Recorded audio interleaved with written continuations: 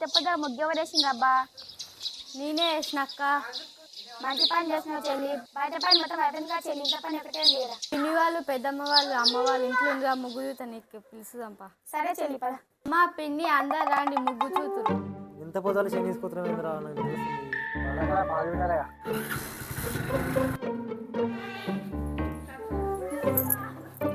ఇంత పొద్దుగల ముగ్గు ఎవరు వేసిరే ఇంత బాగా?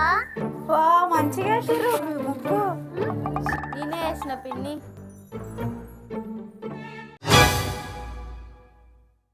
అనుకున్నదొక్కటి అయినది ఒక్కటి బోల్తా కొట్టిందిలే బుల్బుల్ పిట్ట.